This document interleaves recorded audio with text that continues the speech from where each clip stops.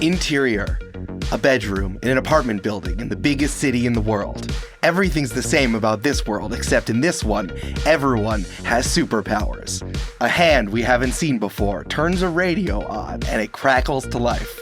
The show begins. This is Attach Your Resume! Interviews with online creators about how their jobs work and how they got there. Hear the personal stories behind seismic events in digital media and learn what concrete steps we can take to build a sustainable media landscape. I'm Eric Silver, and my superpower is being able to talk to vehicles. Wow, I'm Amanda McLaughlin, and mine is I get cluster headaches right before an earthquake. Is your superhero name Cassandra? It should be. That's good. Mine is Techno-Friend. It's pretty good, Eric, and I wonder what thematic tie-in your intro has to today's episode. It obviously does. Why don't you tell me who we're talking to today? Yes, we are talking to Lauren Shippen, the original audio drama creator for so many of our contemporaries in podcasting. So Lauren wrote, directed, and acted in The Bright Sessions, which, Eric, from your description, you might know is in fact an audio drama about a therapist for superheroes. It's wonderful. This was from 2015 to 2021, and she was very early in the modern podcasting boom. It's a really good show. It's really heartfelt. It just felt like incredibly made for us being, queer millennials. And Lauren went on to write 3 YA novels based on the Bright Sessions universe. The show's been optioned for TV twice. And more than that, she's become a really go-to audio drama writer and director for a lot of big budget shows like Bridgewater, Passenger List, Marvels, which is an officially Marvel-backed audio adaptation, and a Stranger Things podcast. And she's also a very fucking nice person. Lauren rides really, really hard for this art form and has some really interesting things to say about how art and commerce intersect in a field that, while on the one hand it's 100 years old, as old as radio, is also still finding its legs as a industry and a place where people can make a living in 2024 and beyond. We always talk about on the show us getting a snapshot of a time and place on the internet, and Lauren is so good at reflecting on the boom of audio drama, the next turn or the next boomlet, the next earthquake that happened after Welcome to Night Vale broke everything open. My cluster headaches. Oh, I didn't even think I was doing that. That's good. It's a good bit.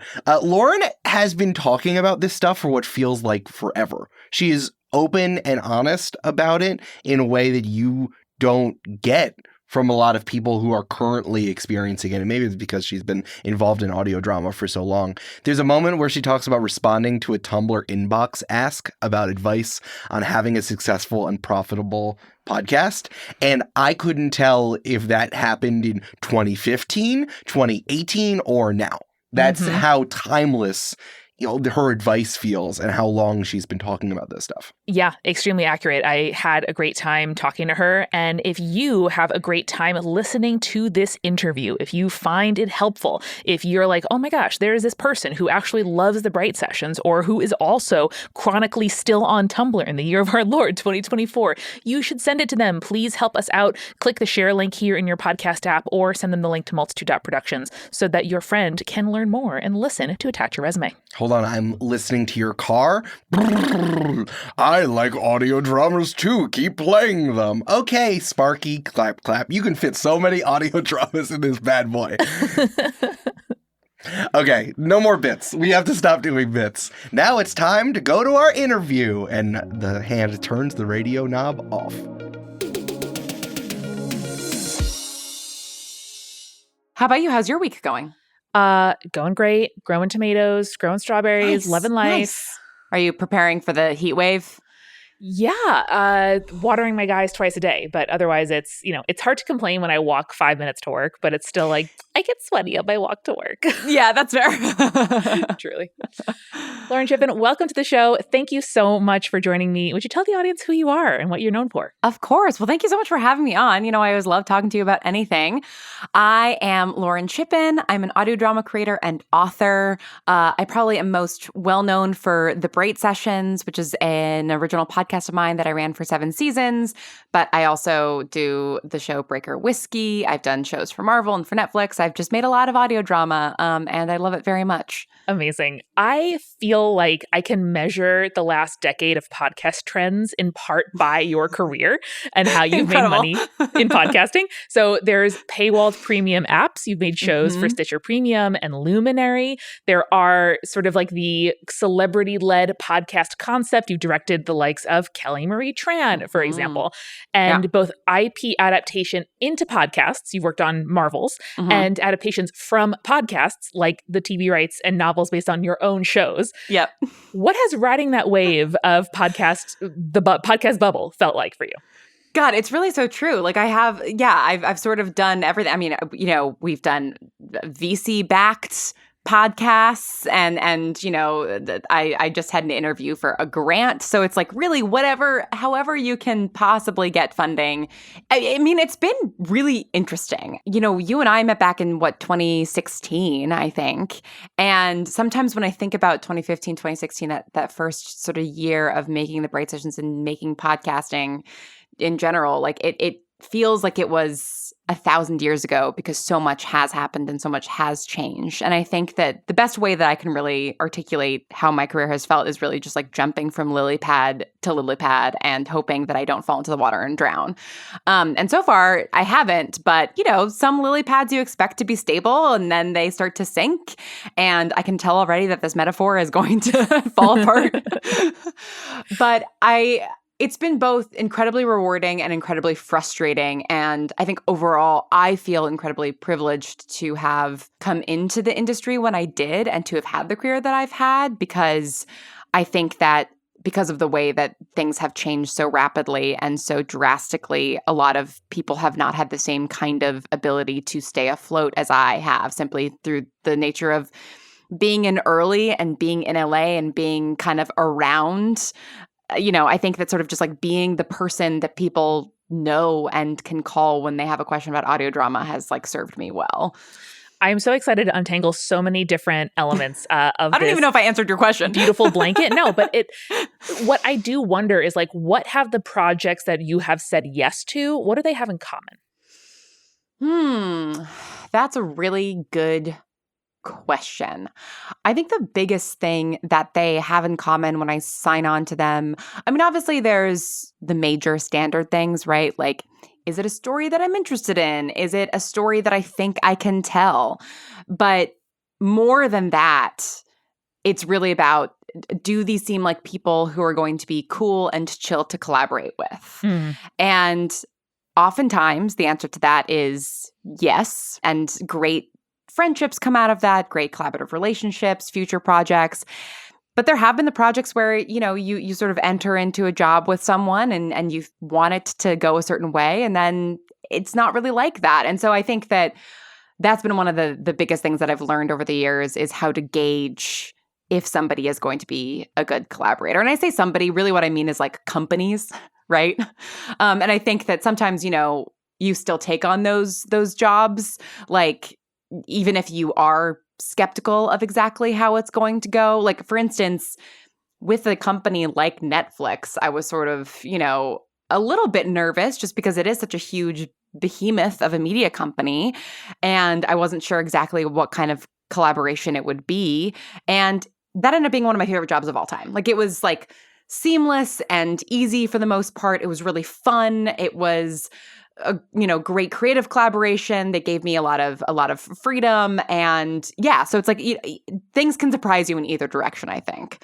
But that's sort of the collaborator vibe is definitely a shared thread. Absolutely. And how about the ones that you say no to? What are some of the I have a feeling that you, like me, have often been in a room where you have to prove that your expertise is worth money. And I imagine that grates on your soul as much as it grates on mine. So what are some of the places where that falls apart? What are the things you sniff out where you're like, maybe this one is not the one for me? I mean, it's interesting. I don't often say no to jobs, to be totally honest. That's partly because, the jobs that I don't end up doing are the jobs that like I interview for and then don't get. But also there just aren't that many jobs in a given year that sort of cross my desk. And so, to a certain extent, I need the work, but then also the people who are wanting to get into audio fiction usually are giving me a vibe that like I want to hang with because you don't really get into audio fiction unless you like actually want to make audio fiction, especially not now. Like there was a brief period where that was not the case.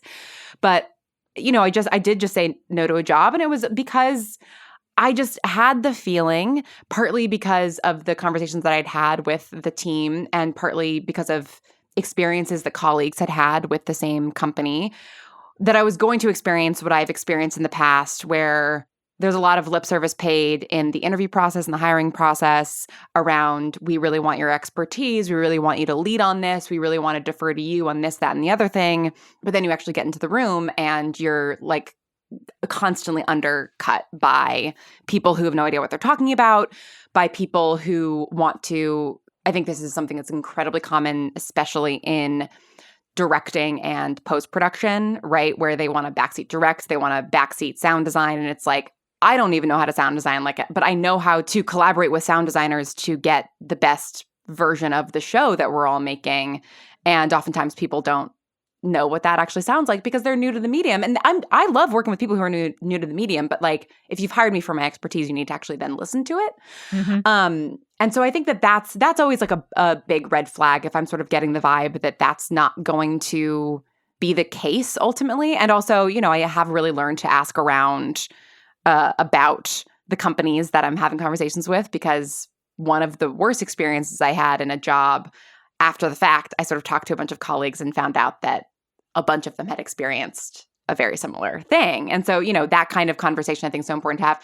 And then the other thing is, you know, contracts, right? Like if there's something just dicey in the contract, if there's something that they're just not budging on that's giving off a bad vibe, or something that I just can't give up, like my underlying intellectual property or what have you, then that's, you know, that's going to tip the answer over into no. Yeah, that's one of the few jobs that I have said no to as well. Spotify several years ago approached us about helping to create a scripted fiction show, and their contract, like many, had a clause in it saying you affirm that you and no one you work with belongs to a union. And I said, well, you want to cast professional actors in this acting role, so obviously that, you know, we have to have some kind of exception or carve out here. And they were like, inflexible. And I was like, well, what do you want to have happen then, buddy? Like it's just, yeah. I can't say yes to it. And as much as turning down money feels bad as a business owner, it was just like, that's just not workable. No. Yeah, exactly. Sometimes there are things that just a chasm you cannot cross. But I mean, thinking about the Lauren who in 2014 wrote the first script for the Bright Sessions, I know it sort of sat away, got a little dusty, life brought you back to it a little bit later. What was podcasting like in 2014-15 as you were getting into the medium? Paint a picture for me. Yeah, well, and I would love to hear from you too what your sort of introduction to podcasting was, because I don't know that we've ever really talked about like what our first podcasts were. Yeah. So I first got into podcasting like as a medium as a listener in 2010 because I had an internship at Soundcheck at WNYC, the music radio show that no longer is running, but was a long-running show at that point. And I wanted to catch up on their catalog. And so I looked up online and oh, look, here that is in podcast form. And then I started just listening to all my favorite NPR shows in podcast form. And so was it that it was a music show or was it that it was a podcast? Because I know you originally went to school, with some amount of music journalism, music criticism. How do I get into this? So that's what I was thinking I would do in college. And I was a music major and I was doing a lot of academic music writing and things like that. And so that's why I applied to this internship for Soundcheck, because I love NPR and WNYC, but also because it was a show where they would do an interview with the band and then the band would perform live on the show. And so it was so cool. A fantastic way to I got to meet Band of Horses and see Neon Indian perform in studio, and it was very cool. And it was 2010, right? So it was very alternative indie. I was gonna say very 2010 lineup, but I love that for you. Hugely 2010 lineup. And what was fantastic is the producer at the time there. Now this is a tangent, but I was thinking about him the other day because he now is a producer on Decoder Ring, which is one of my favorite podcasts. But Joel Meyer was a producer of Soundcheck back in 2010, and he was my boss. And just as a intern, he really encouraged my curiosity in the process, and he ultimately ended up giving me an assignment to write and produce a segment, basically. There was this book about the Beatles called You Never Give Me Your Money, about their financials. And it seems like a book, actually, that I think you would really enjoy. Nothing sounds more interesting to me. Yeah, that sounds great. And we had the author on. And so I was tasked with reading the book and preparing the host for the interview and the segment producing and everything. And that was really, really exciting. So thank you to Joel Meyer for 15 years ago, giving me my first podcasting job. I really enjoy your work even now. But so I think even by 2014, a big part of my podcasting understanding was still just NPR, right? Mm-hmm. Listening to Wait, Don't Tell Me. And I don't remember when the NPR Politics podcast began, but I remember listening to the first episode when there was one episode in the feed. Mm-hmm. And then, of course, 2014 was the year that spring I discovered Welcome to Night Vale. And so it was all of a sudden podcasting sort of got bigger around the edges. Yes. And I don't know that I necessarily discovered that many other audio dramas until sort of after I started making the Bright Sessions. But to me, in 2014, podcasting was just this very, very niche thing that I enjoyed and that people on Tumblr enjoyed when it came to Welcome to Night Vale, but that was not mainstream. And then, of course, 2015 came along and Serial came out, and all of a sudden podcasting was a thing that people knew about. But I remember, back when I was first trying to make the Bright Sessions SAG, and I, as part of a SAG production, you need insurance and all the kind of stuff. And I called I called an insurance company and was asking them about it and stuff. And the woman I was talking to legitimately didn't know what a podcast was. Yeah. And that was a pretty common thing at the time. And I think it's so easy to forget that, because now, of course, everybody at least knows what a podcast is and has probably heard one at least once. No, it's a big difference when you don't have to define that word to people. To Right. this day, my job code on the IRS is for engravers. Because it happens to share the classification code with recording technicians, which is the closest thing they have to what it is that I do every day. So I had a big tax problem where I was they think we're engravers. What does this mean?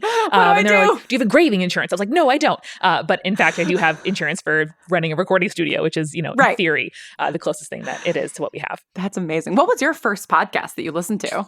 I really loved Welcome to Night Vale. I went to their 1-year anniversary party at Webster Hall, gosh. not in Webster Hall proper, but at the VIP lounge on the side of Webster Hall, which they were able to rent out at 2 p.m. before an actual act. But that and Limetown, the Bright Sessions, loving fictional shows, as well as conversational podcasts about mental health, which was really, I think, Googling cool. Depression, question mark, please, kind of led me to some conversational shows and then into the sort of public radio ballpark.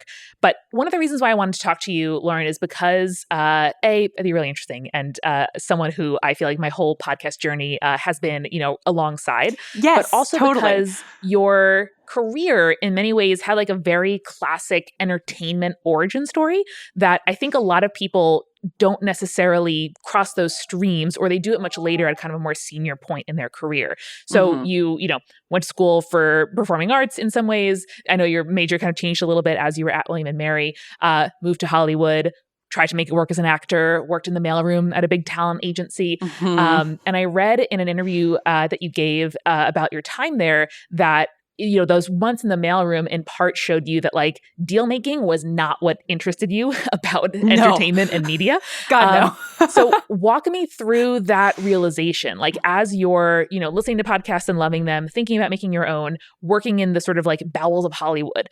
What did that time feel like?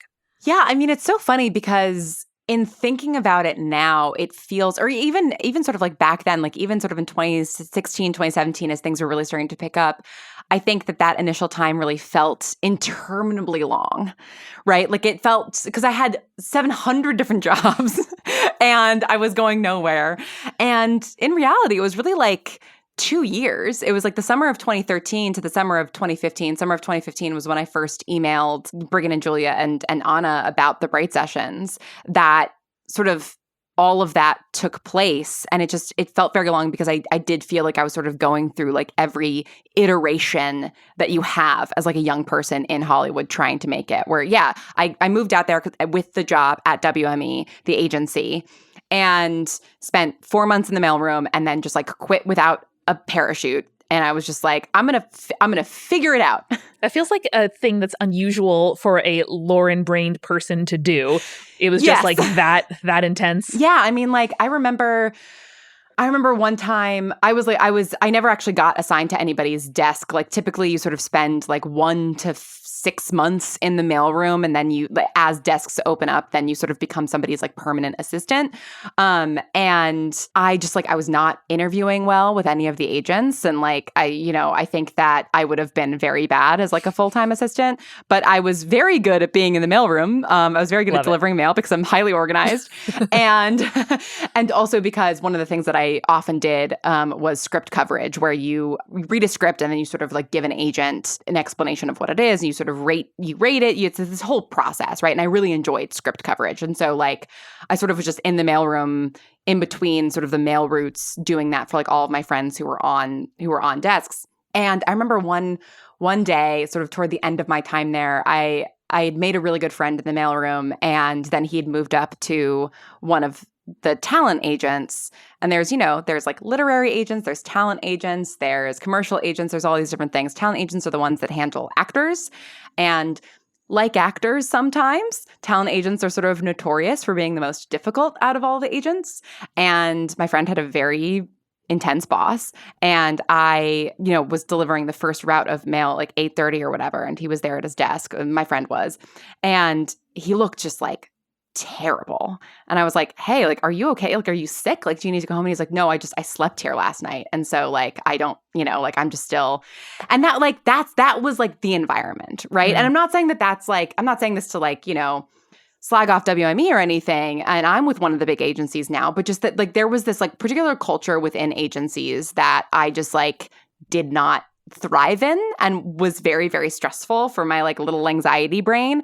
And so yeah, I quit, and then I ended up getting a personal assistant job for a celebrity reality TV show host, Amazing. Which was like a very interesting job. I also then, became like a grocery delivery person and a dog sitter, and, I did a bunch of extra work, got into sort of that so I could get used to sets. And then I started to work at a sandwich shop, and, I was doing all of that while auditioning, and like it did feel so long, and it really was just a matter of sort of like making enough money to pay rent and then pay for acting classes, right? Mm-hmm. And sort of like trying to get better at my craft all the while, because that's sort of the one thing that you have control over as an actor is like your headshots and your craft, and everything else is a complete crapshoot. So yeah, I think that like that time felt very frustrating. Like it just didn't feel like I was moving forward at all. And then with the Bright Sessions, I think that, by the time we were wrapping up season 2, all of a sudden it felt like I'd sort of been like strapped into a roller coaster that I hadn't realized that I'd gotten on, but like in a good way. I have no idea if I've answered your question. No, you're doing amazing.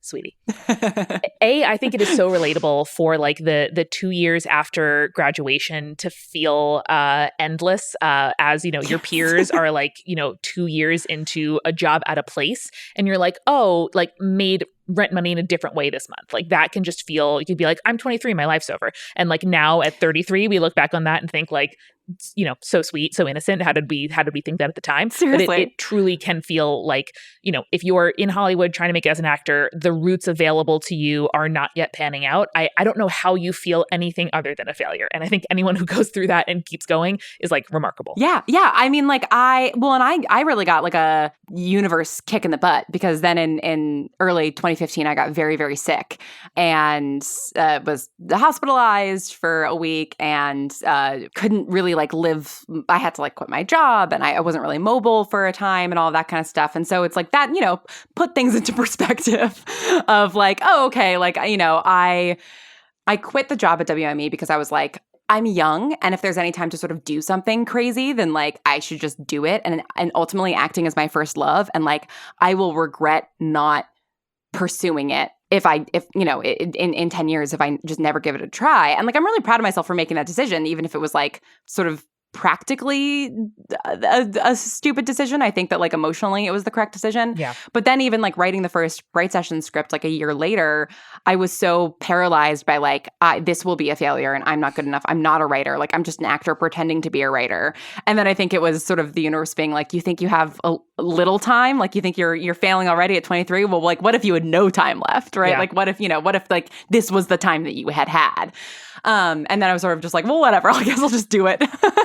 So what was like the fantasy in the back of your mind that maybe you didn't want to articulate to yourself or anybody else when you moved from like, I wrote a script, I'm surrounded by scripts all day, okay, everyone in Hollywood has a script. I'm kind of putting some of my own like baggage onto you. To no, I'm going to email some friends of mine because I know nothing but actors, and like there are people I know who can make this idea a reality. Like what was the like what was the little like tingle of excitement? Was it just having your name on a thing that nobody had to sign on to let you make it? Yeah, I mean that was really the main thing was not having to rely on anybody else. And that's where even sort of writing 3 roles that I knew I would need 3 other actors for was really scary because I'm better about it now, but like we've talked about this before. I have anxiety. I've had panic attacks for a very, very long time. And especially in my early 20s, my social anxiety was like truly debilitating. Like the number of times like I was driving to a party and like had to pull over and get sick and then just like drove home, I could barely interact with the world.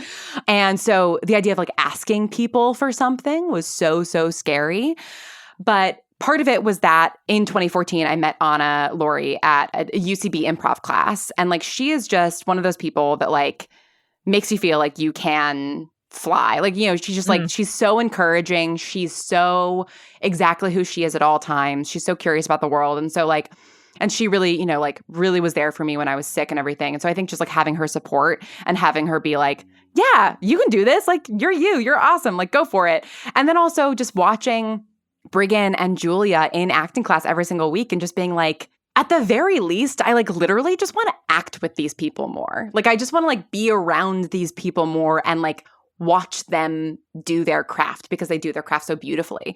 And so I think that was like sort of the initial like small fantasy was like, I can do this entirely on my own and also watch these people more than just once a week. I can, take what I've seen in their craft and then like make something for them, right? Like almost like I get to sort of like make custom clothes for my dolls, right? Like, well, I was just thinking too, like not to, infantilize your collaborators, but like it does feel to a certain extent, especially for somebody who might be worried about or overthinking their role in a group, like the role of the writer and director is a role. You know how you can occupy it, and you can be like, yes, I have made these paper clothes for you, paper dolls, like go play in the castle. And maybe they'll surprise you, but like it's still the castle you built and you have a certain amount of like understanding of its limits. Exactly. It was a very like structured way to socialize with these people that I admired and that like I liked their vibe.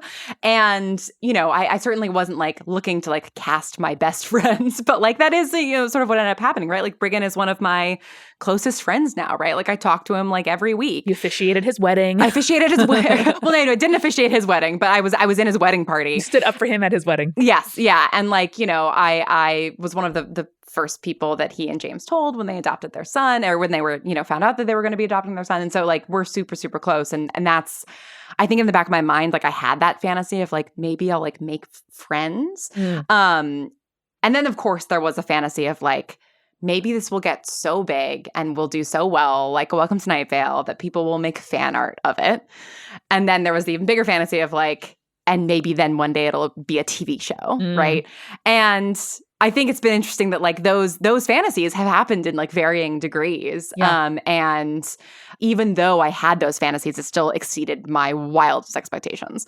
I think as somebody who has sort of like almost seen the best that a podcast you started and created yourself could possibly go. Like that is in so many ways a touchstone for the jobs you get now. It is like the portfolio piece almost that lets companies and people trust you with budgets.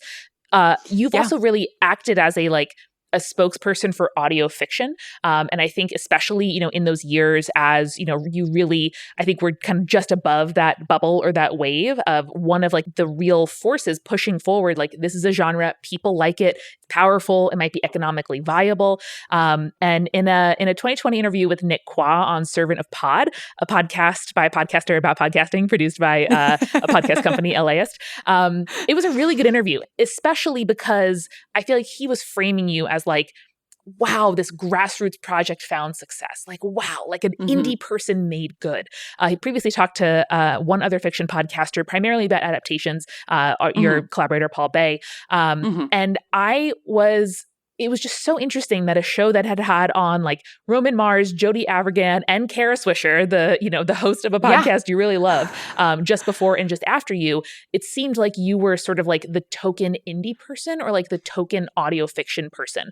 Not necessarily in a bad way, but do you feel like that is sometimes a limiting role? Is that a sort of like calling card that you feel conscious of when being in podcasting spaces? It seems to me that it might be a kind of like almost glass ceiling of like a person with fandom roots or like an indie person or like a person who like made good can maybe like undercut, I think, your professional status. Does that resonate with you in any way?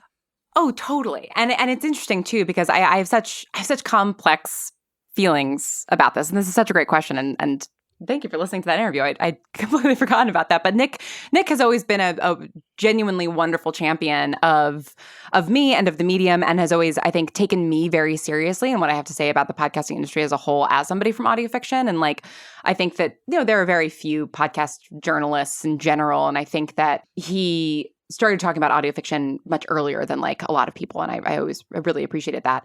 To your point, I do feel like that is often my calling card. And I think what's interesting and what's sometimes really frustrating for me is that because of the position that I hold as somebody who like started, as like the indie person who made good, right? Like I started completely on my own. My indie show was very successful. And then I made shows for Marvel and Netflix, and I got book deals and TV deals and all that kind of stuff. And sort of in some ways, I could have made an attempt to sort of transition into more traditional media, and I didn't want to because I love audio fiction. And so I think that because of that, I sort of have, this like millstone around my neck a little bit of being somewhat unserious because of just the medium that I'm in.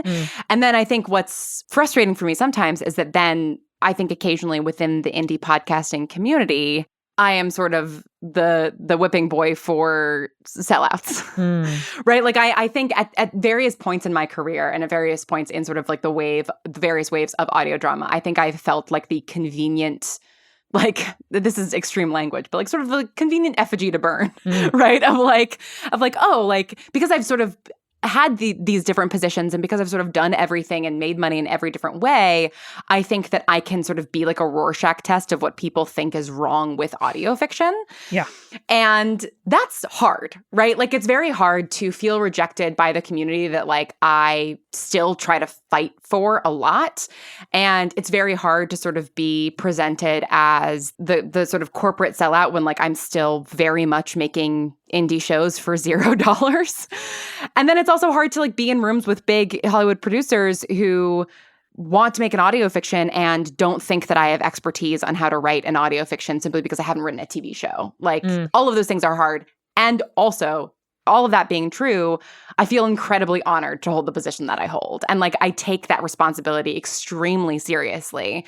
And I think that's why then I get hurt by like, the various things that get slung my way. Because like, it is a huge honor that I feel like has been sort of bestowed upon me and that people trust me to be a representative of our industry.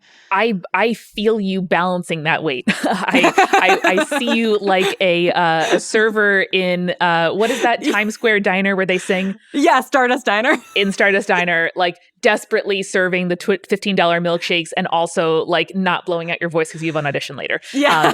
In this metaphor, like the milkshakes are, the like respect and trust of the community you did come from, while at the same time, needing to, I think, do the real work of like portraying yourself as a professional and somebody worthy of budgets, of working with real Hollywood studios, of directing A-list actors.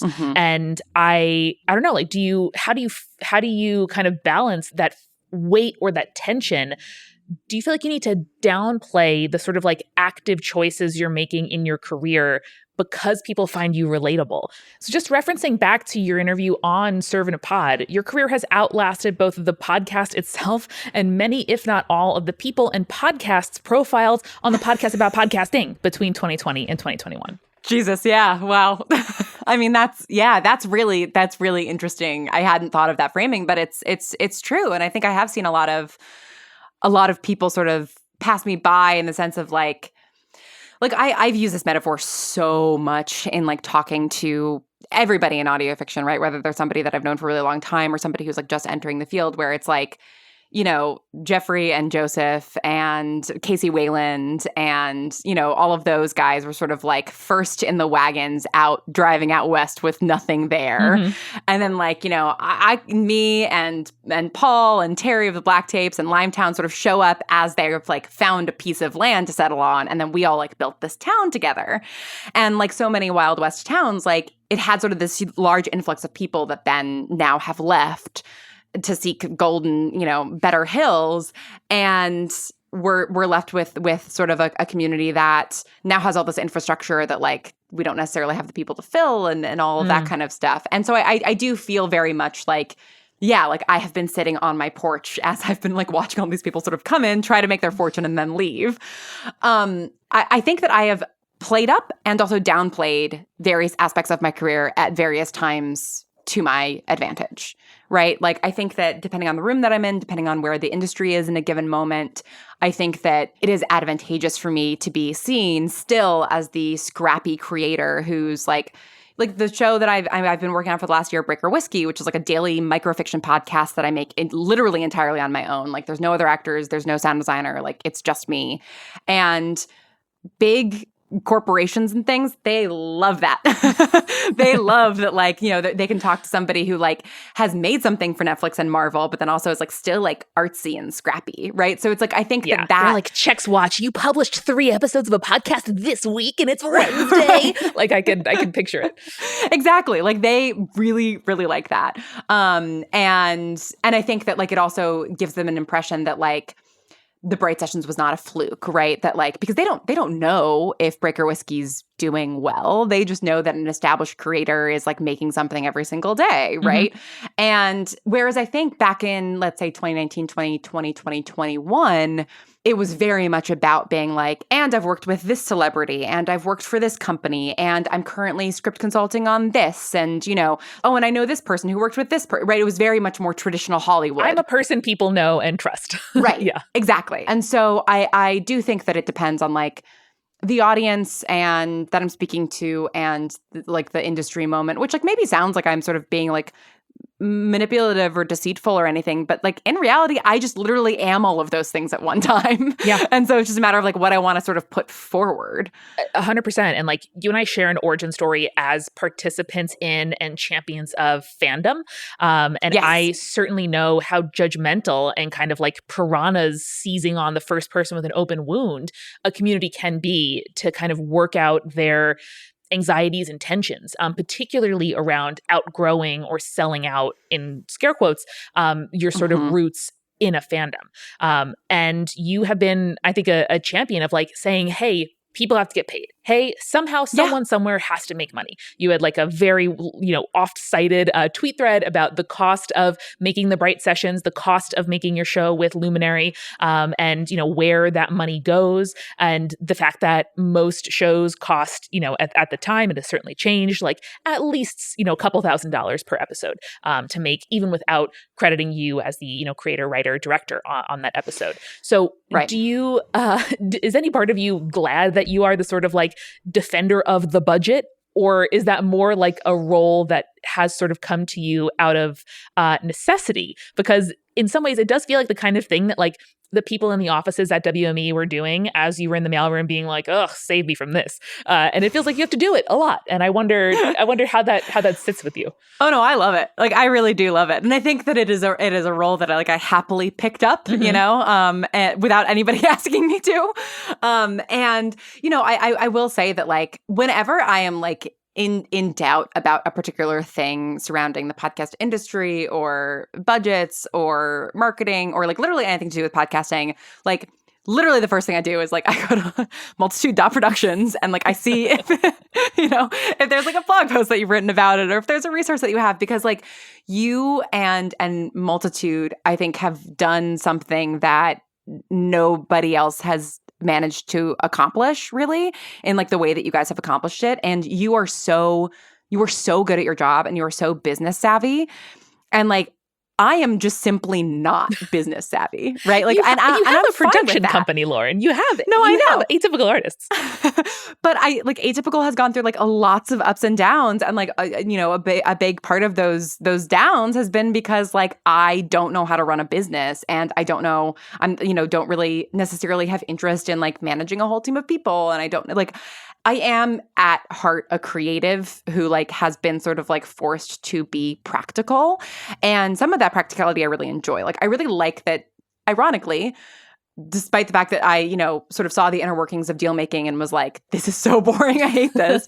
I now love talking to my lawyer about contracts, right? Because like I feel incredibly well informed about the contracts that I'm signing in a way that like I know for a fact a lot of like actors, for instance, are not, right? Like I think actors have become more aware, especially marginalized actors and actors who really have to push hard to be paid, equitably and all that kind of stuff. But I really enjoy that aspect, and I enjoy budgets and things like that. And I think so I have conflicted feelings in the sense that like I often look at the conversations I'm having around these things, the public conversations, and think like, gosh, I am not the most well-equipped person to be having this conversation, right? Because like I am not the most business savvy person in this room or in this industry by any stretch of the imagination.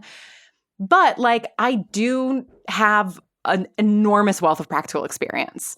And I think that I know when to sort of like fight for that. Like on one of the jobs that I had, a difficult time with because of how the collaborators ended up being, a new producer had come aboard and we were talking about the budget, and I had put a budget in there for a composer, and the person who came directly from film and had no podcasting experience was like, this is absolutely not what you would pay a composer.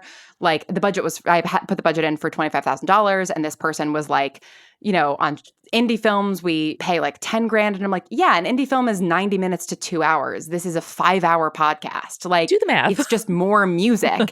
And then like, lo and behold, they end up paying the composer that they want 30 grand, right? Because it's like, and that was one of those moments where like, I did not back down, and I was like, this is correct. And I know that this is correct because I've hired lots of composers in this industry. And I also like double checked with them before making this budget around what the current rates were. Yeah. And so I think that like, yeah, I've made up in lack of business savvy, just like simply getting as much knowledge as I possibly can. Well, you're also the stakeholder, right? And like the more you have to stretch yourself to say like, I know this is not normally the role I occupy in this room. I think you, like me, often find yourself being the most sort of like businessy minded person in a room of creative people, and the most sort of like creative person. Not that those are, true binaries in a room of like business people, but needing to advocate for one and the other and saying like, no, it's important you understand the contract you're signing. And also it's important that we pay people for their expertise and not just see them as like line items in a budget. And I think ultimately that serves you really well in both roles. Thank you. Yeah, I think it has. And it's something that I have really like learned to talk very openly about, right? Because I think that people are very, very scared of talking about things like money and budgets and contracts and whatnot. But like, unless I've signed an NDA for it, like, I think it's important to talk about these things openly. I do too. To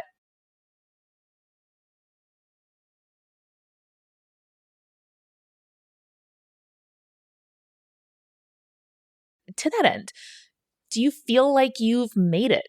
Do you feel like, I don't know, in that same Servant of Pod interview, you say, that you feel like you've made it in the indie podcasting scene, was sort of the way you phrased it. But then you say, quote, I don't think I've made it as a writer, if that makes sense, in a sort of more broad way. So do you feel like you've made it? Do you feel like you're still, struggling to get noticed? What do you hope happens to your career next?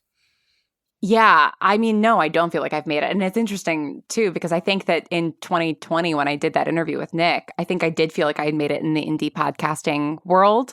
And I actually don't feel that way anymore. Really? And it's because every time you make a new show, you just have to go out and find a new audience, right? And the social media and marketing landscape has become so fractured and so confusing and hard to find audiences in that, the Bright Session still gets like a great amount of listeners. Like it still is a show that is thriving, but it is not really one of the sort of top major shows that people reference anymore when talking about audio drama. And I'm very aware of that, right? Because it's like, that's sort of like how I imagine I stay relevant. And then none of my other originals have sort of garnered the same kind of attention. And so it does sort of feel like every single time I release something new, I do need to once again make it in the indie space in terms of like finding an audience and finding the show's position within the indie space. And so, yeah, I think if anything, I've sort of like had to sort of start a little bit backwards from where I was in 2020 when I was still actively releasing the Bright Sessions. I do feel, it's funny, I do feel more though that I like made it as a writer simply in the sense that like I feel much more confident in my writing now. And that means like this year especially, I have been sort of going through a thing where I'm like, I am at one of those points in becoming better at something where you're plateauing so hard and you feel like you're getting worse. But I think it's the ability to recognize that makes me feel like I'm actually like a writer now. Like I feel like a writer now because I'm like, I know when I'm getting worse at my craft or when I know I'm plateauing, And then as a creator, it's interesting. Somebody asked me on Tumblr the other day if I had any advice for how to become a successful and profitable creator. And all right, what was your take me through the emotional journey of seeing that ask in your inbox. I mean, I was like, why are you asking me? Like that was sort of like my first, and then I ended up writing this like very, very long thing that I didn't end up publishing. I ended up sort of answering their question a little bit more simply. But in the unpublished answer, I sort of talked about like, I'm glad that you separated out profitable and successful because I consider myself a successful fiction podcaster, right? Whereas like if you're reading an article about fiction podcasting, there's a very good chance that you're going to read my name in some capacity. Yes. Right. And if you talk to somebody in fiction podcasting, whether it's a big company or an indie person, they probably know who I am. Right. And like, I don't say that to be braggy, right? But just like I've worked very hard to sort of be a person that people associate with audio drama when they think about audio drama. But like, I'm not profitable. Like I haven't I'm still struggling to get budgets for the shows that I want to make. I still have to, take a million different jobs all the time to kind of like support my life. I'm certainly doing a lot better than I was at 24 when I started the Bright Sessions, but like, I don't know what being a profitable creator looks like. Like I think in terms of where I would want to see my career from here, I want to have a reliable source of income, right? And be able to say like, okay, like, I'm in between jobs and like, but I'm okay because I always have this source of income coming in, right? Yeah, I think that would be success for me is finding a way to kind of create a more stable audio fiction career because like ultimately like the real success in terms of making money is selling something into television, right? And like that's always like in the water, but like TV is really, really rough right now, even for people who are like deeply established in the space. And I want to write more books. I want to write more books that have nothing to do with podcasts. So like I hope certainly to be published again someday. But I think that I am constantly questioning what a successful, healthy career in audio fiction looks like and how many people are actually capable of having that career. Because I really love this medium and I want it to be a career that people can like go into in the same way that people can go into being a TV writer. And obviously, even being a TV writer, let's say, 20 years ago when things were really good, like even that is still a total crapshoot, right? And it's still an incredibly hard job to get that relies mostly on luck and things like that. But kind of like once you're in the system, it's like you can sort of reliably get paid. You can sort of move from job to job. That obviously has really fallen apart in the last 10 years. But like, is there a version of audio fiction that is like that? And I don't know. I don't know if that's possible. I don't know if it's likely. I don't know if you have these same anxieties as somebody who sort of stretches across a bunch of different podcast genres and like how you think about the podcasting industry like as a whole and its health as a whole. Yeah, I definitely do. Multitude is turning 7 last month, I guess. So, oh my gosh, congrats! Thank you. And the moment where I felt like I was a success is when I read the statistic that something like, I'm going to slightly mangle it, but like 50% of small businesses close before their 3-year anniversary, something along those lines. Wow. And marking myself to a small business, somebody with a storefront with payroll, who pays employment taxes, whose other people's livings depend on, that felt really great. Yeah. Because it's like, yeah, I am still here. And even though it requires a lot of like rebalancing year to year, the ways we make money this year are not the same that they were 5 years ago and won't be the same, as they will be in 5 years. I know that we will still be around, which feels like the staying power and the like inertia in a good way that I was hoping to achieve. But it does feel, occasionally really fraught, where I need to convince people that what we do is worth money, or just like it's like milking money from a cow that hasn't had anything to eat. Like it feels like the source of everything. If the source was 4 times the size, everything would be so much easier. It feels so different to something like finance, where it's like you're swimming in just a pool of money. And even if you're bad at your job, being so proximate to the money means that you're still gonna make money. Whereas in media and entertainment, it's like we're making do with scraps. And there is a real difference, I think, and disconnect between, what the average like person understands is necessary to make the stuff that they love, but also that, companies find worth investing in. That, I feel like it's better than it was 10 years ago, but whether or not it'll sort of have like a tipping point of that, that like, will the ghost town infrastructure have a sustainable population, or are we going to kind of go the way of the Rust Belt? I don't know. But I'm grateful to like be here and have a sort of apparatus to be able to like do something about it, or try something new, or pull together, 4 people I really respect and who I can pay fairly to like give a go at a new idea or project. Totally. Sometimes I take comfort in the fact that, because I'm obviously still like very intertwined in lots of ways with Hollywood, despite the fact that I don't live there anymore. Most of my closest friends are TV writers or actors or what have you. And I think that I take a weird amount of comfort in the fact that, like, writ large, whether it's publishing, television, film, video games, podcasting, entertainment is like absolutely crumbling right now. Everyone is right? going through it. Everyone is going through it. And like, it is an incredibly scary time. And like, I sort of preemptively mourn the loss of all the people who are entering the space right now, who are incredibly talented and who have voices that we need to hear from, who just like simply are not going to survive this particular phase, and stay in the industry. And like, I think that the fact that those people can't get jobs right now is like, it's just, we will have lost a sort of section of there's consequences to these rough periods. But I also think that because we're wholly going through a rough period right now as like storytellers across the board, whether it's fiction, nonfiction, what medium, whatever, means that like there will be a tipping point, and then things will like reset again. Right? Like because people will never stop wanting stories. And so like we will be here. It's just it's hard to know where that next lily pad is sort of as an industry, I think, right now. Yeah, it feels like there are a lot of people like clocking off of their, shift, doing gig work, writing the script or working on the idea, or, fine tuning the pitch, and putting it, in the metaphorical drawer or in the hard drive, in the notes app.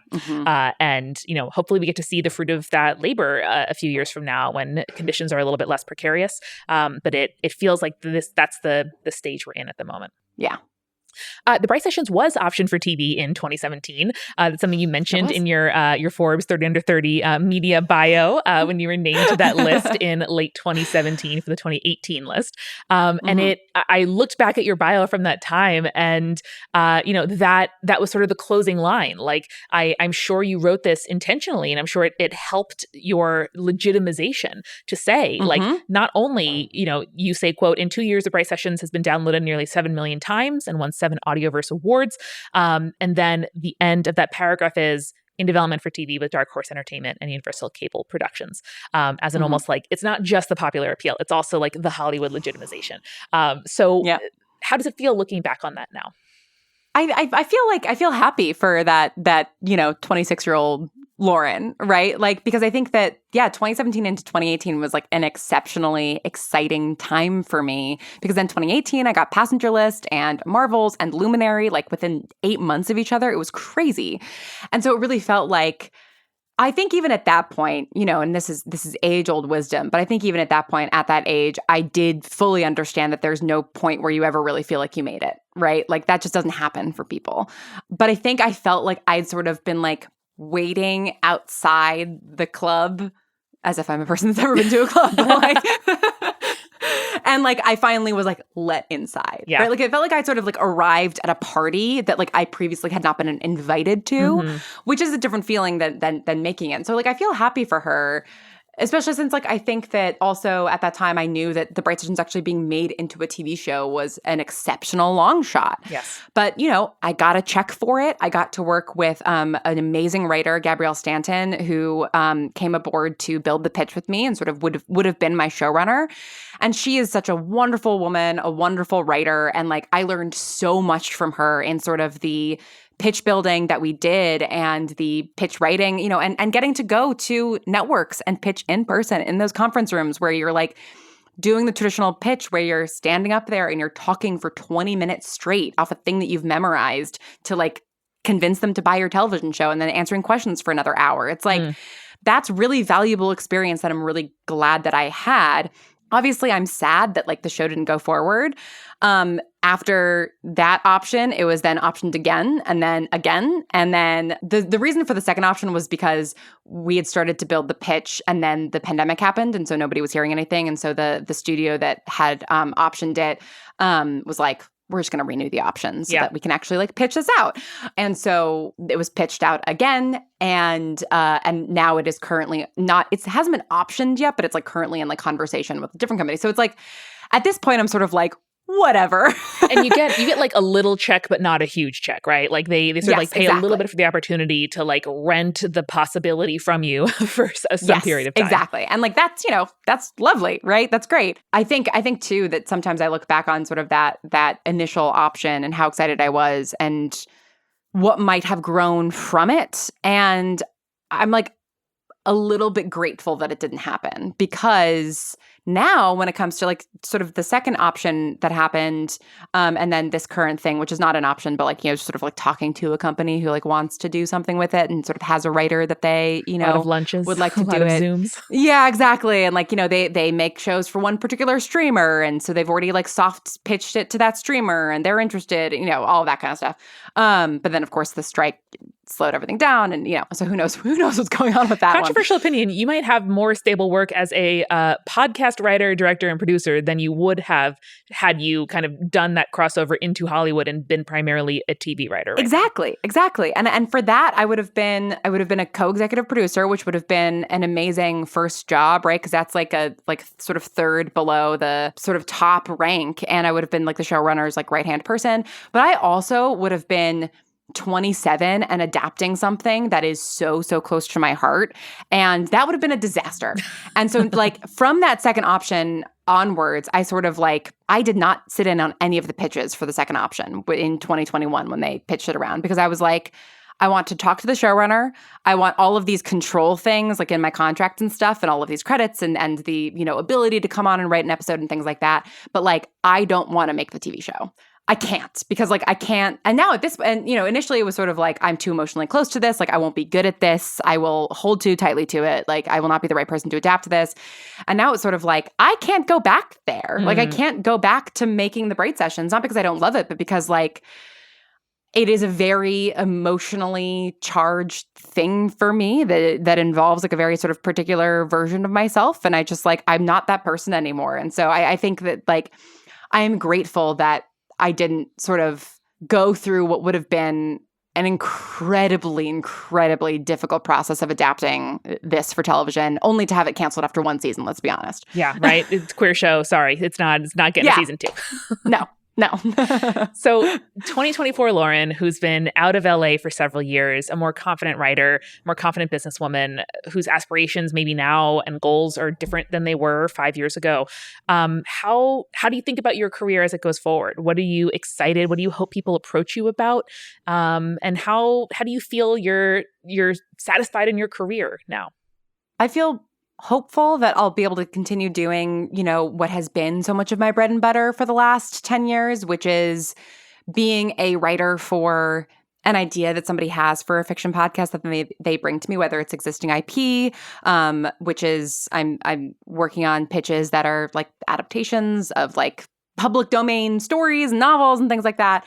And then I'm also, going to be working on a new story that I was like hired onto the writer's room. And so it's like these things where like I'm not the origin point of the idea, but like the collaborators are wonderful. The story is interesting, and it's like a solid job that I can continue to do. And like I am confident that, or I'm hopeful that I can just like continue to do that and continue to work with more and more people. Like I think what's so exciting about these two projects is that one of them is with a company that I've never worked with before, and I'm going to get to work with other writers too, which like I don't get to do writers' rooms very often, and so that's really, really fun.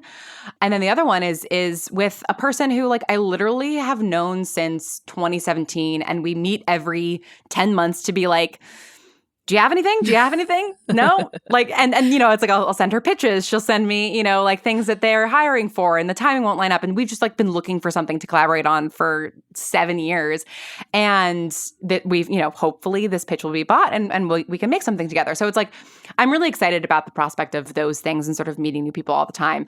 And then over the last year, and I'm now going to be making the pilot for it, a pilot proof of concept, I've been working on a new original of mine that like, I am like so excited about, like I can barely like think about it. Like, and it's with a team that like I really, really admire, and with some collaborators that I really, really love. And I don't know if we're going to get to make the whole show, but the thing that really excites me about this particular project, without saying anything about it, because I can't say anything about it, is the fact that it is from a company that has not made their own audio fiction before. And they very much are like, you know what you're doing? You go do it, right? Like with this pilot script, they wanted to commission a proof of concept pilot, and like they're obviously going to give notes on the script and everything, but they are just letting me make it. They let me hire sound designer and composer that I wanted, and all of that kind of stuff.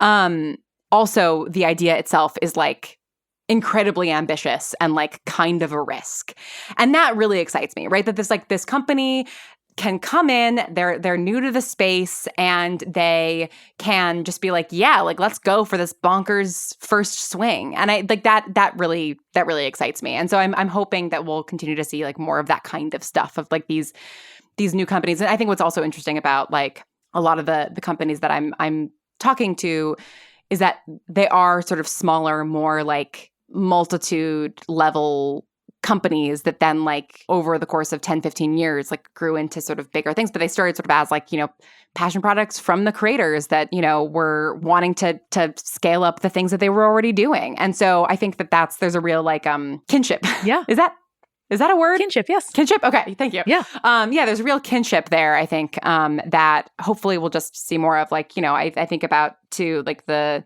watching a lot of The Dropout. Yeah. And like what they've done is amazing, right? And like I think that we're seeing more and more of that, and that really excites me. It excites me too. It feels like we are past the era of stupid money in podcasting, and you don't have to agree, but I think that you were a partial recipient of some of that stupid money in podcasting. Yeah, I think and you were able to pay it forward to lots of collaborators who you love and elevate the genre at the same time. I love that for you. I love that you didn't have to wait tables, and the stupid money could do that instead. No regrets about that. It's still to this day the best deal that I've ever made in my life. Like, no exaggeration. Yeah, 100%. And just like all the money with none of they like with no oversight. Yeah. Like they didn't care about anything. And I think that's incredibly useful. It's unsustainable for the medium, Yep. but I think because the companies that are just kind of like trying this out, they're just like, they're doing the options, they're buying some land, they're drilling for oil, they're like, meh, are we going to hit something? Maybe not. They spend a lot of money and then they leave. And what's left is, the people who genuinely want to be there. And it feels like the companies and the gigs and this like smart adaptations and expansions that you are now chatting with the folks that I am also like working with, making podcasts for, they want to be here because they want to be here and not because they like heard a rumor that there's gold in those hills. Right. Yeah, exactly. 100%. All right. Your parents are normies. They have regular jobs. How do you, when they ask you how work is going, what do you say? How do you relate to them and talk to them about your work when you can't just say like, I got a raise, I got a promotion? Yeah. I mean, I love my parents very much, and they are very unique in the sense that they are normies, and my dad has worked for the same company for, how old am I? 33 years. Mine because too. He has worked for as long as I have been alive. They also were incredibly supportive and almost like pushing me to pursue a creative career, because both of them are creative, right? They were both in like a cappella groups in college, and they both did theater. And Lauren is a theater legacy, and I'm obsessed with it. like my dad is the one who like hooked me and my sister on Sondheim from a young age, because he discovered Sondheim when he was 17, and like, just like grew obsessed. And like he was this is an anecdote, but he always likes to joke that he gave John Slattery his acting career because they went to high school together. And my dad was cast as Pippin in Pippin at his high school, and he then got pneumonia and couldn't do it. And John Slattery took over the role and apparently like got a love of acting from like playing Pippin and Pippin. You should get residuals from John Slattery. Damn. So my parents have always had this real love of theater. So like they've always been like deeply, deeply interested in what I'm doing. And like I used to call my mom all the time when I was, stuck on Bright Session stuff and like talk plot through with her. And she would, because we also share like a love of sci-fi, and like, me and my dad share our love of like rom-coms. And so it's like, I'll sort of go to them for different things. And also, my dad works in PR. And so a lot of like larger media industry like issues that I'm having, like he'll often be seeing those things sort of reflected in his work, even if he doesn't necessarily like, entertainment isn't necessarily his like quadrant, right? Like, he doesn't do PR for entertainment companies really. But, like with all the AI stuff that's been happening, we've been having lots of conversations about that and the union stuff and all of the rest. So yeah, I mean, like, I think sometimes, there have been times when like I'm explaining something to them and they're like, oh, well, why don't you just do this? And I'm like, well, because that's not how literally anything works, but thank you for suggesting. But for the most part, they actually like are pretty with it. And like, they listen to everything that I make, which is super sweet. Adorable. And yeah, so I feel very fortunate for that. And then for like the rest of my extended family, I'm like, I write books. Like, that's the easiest way to describe it. I do have a novel in Barnes & Noble. Yeah. Yes, I've made it. Yes, that's and that people understand authors. Yes. Right. They're like, oh, exactly. It takes you a year and a half to make something, and then it comes out, and then I can, buy it. Yeah, exactly. And then my last question is an invitation. I would love for you to stare down the barrel of this camera and deliver a message that you want all of media entertainment to hear. Is there something that you wish you could like voice text everyone with a budget in media, or every person who has like left you a podcast review? Like, who do you want to address? This is your chance. Yes. So there are two things. Can I say two things? You absolutely can. Is that can. allowed? Yes. Okay, great. There are two things that I bring up in literally every meeting that I have with, companies that, like, anytime I have like a general meeting that my agent set up to be like, this company is considering getting into podcasting. The moment I see an opening for either of those things, I take it, because I like desperately want people to understand this. The first is, stop basing your podcasts around celebrities, right? Fiction podcasts especially, because I do know that like chat podcasts with celebrities, like they can end up bringing in like huge audiences and stuff. If someone has an audience, they have an audience. Right. Like that, that's fair. But like, and listen, I say this as somebody who's worked with a lot of big actors, and I've loved working with them because they're big actors for a reason, right? They're like incredibly good at their craft. They're incredibly easy to work with. Like, Kelly obviously was absolutely wonderful, and Misha Collins is amazing. But Misha is always the example that I use, because not only is Misha a great collaborator, but also like Misha Collins is, and I say this with all the love in the world, if Misha ever hears this, is somebody that my mom had never heard of before I started working with him. Yep. Right? She was not watching the Supernatural reruns. She was not watching Supernatural, despite the fact that she knew what Supernatural was, because one of my best friends, Megan Fitzmartin, worked on Supernatural. And so, I would tell my mom about Megan and her work like, there. Megan's friend, Misha Collins. That's exactly it. Yeah, that's exactly it. So like, Misha's not this like huge like A-list movie star that people are always trying to get for podcasts, but like Bridgewater, far and away, is the most successful podcast I've ever worked on because the Supernatural fandom is rabid and loyal. And I say rabid lovingly. And I'm in the Supernatural fandom, right? I've seen every single episode. It's a great show.